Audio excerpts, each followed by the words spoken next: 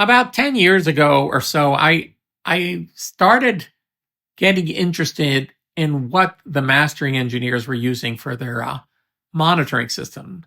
Because I really wanted to hear what these guys were listening to. Even though I've sold a ton of gear to mastering places, I would always see these big tower speakers, and I never knew much about them. So I started doing the research into them. And it all came back to a guy named John Dunlavy. And he was, I think, from Denver, or that's where the company ended up. But he worked for a company in Australia called Duntech, and they made his speakers there. And at some point, he decided to leave the company and start his own company, and that was in Colorado. And he had the Dunlavy's, the one, the two, the Model 3. The Model 4s were the ones that were starting to get into the mastering facilities, the Model 4As specifically. And then they went to, they had a Model 5 that had a 12-inch woofer on the top and the bottom. And then they had a Model 6 had a 15-inch woofer on the top and the bottom. And the Model 6s were 530 pounds each. But the Duntechs, they made a speaker called the Sovereign 2001, I think it was. And it was pretty much the identical to the Dunlavy's Model 5s. And I did all this research, and I found out they're the speakers, for the mastering facilities that a lot of people they're the kind of the holy grail. And I looked into them, and people, I think they were $30,000 when they were new. And people were looking between $15,000 and $10,000 for them.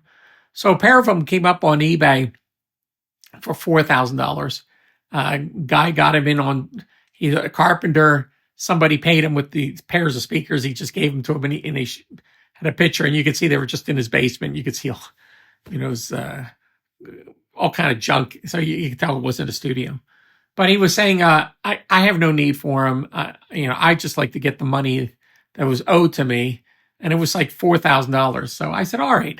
So I wired him the money. And being a carpenter, he made the crates and everything for them. And I had them shipped to me. And it was a big, big deal to get them into my office. And I'll post some pictures of these speakers. And I think they're like 6 feet tall. And I think they weigh around 300 or 400 pounds each. But they sounded fantastic when everything was said and done, but they were just huge.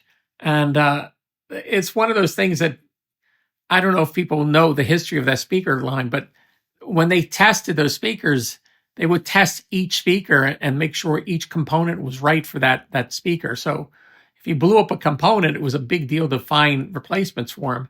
And then it got harder and harder, because they weren't making the replacement drivers for them anymore. Their Dyne Audio was making some of the drivers, and I got my Sovereign, what do you call the Duntechs in, and I was running them on a big Pioneer amplifier I had, and they sounded pretty good. But my friend Tom Volpicelli came over, and he was like, we should run a Bryston on these things. So I had a Bryston that someone traded in. And I never plugged it in to check it out, but we plugged it into those Duntechs, and it was a big mistake, because immediately some popping noise happened, and the one or two of the drivers went. And luckily enough, there was a recone center close by that was an older gentleman, and I would take it over to his house, and I showed him, and he says, "Oh, I'll get them up and running." And he didn't replace them; he just fixed them. And we got him in, and I ran the Pioneer amplifier, which it was no slouch. This Pioneer amplifier was like $5,000. And they sounded great. But there came a time where it was time for me to move my office. And I just wasn't going to be able to move them into the new place, because they were just too huge. But I eventually sold them and a bunch of other stuff for $10,000. But if you ever get a chance to hear some Dunlavy's, because the Model 4s, I had bought a pair of those, and I just wanted to go to the bigger pair. and I sold them to Tom at the mastering house. And he still has them, and he has separate quested subwoofers just to add that little bottom that he thought was missing. But they sound great, and I don't know if people know about them, but if you get a chance, just take a listen, because once, I think, as they're getting older and getting harder to find the drivers for them, they're just not going to get repaired anymore. And some people are just asking for crazy numbers for them right now.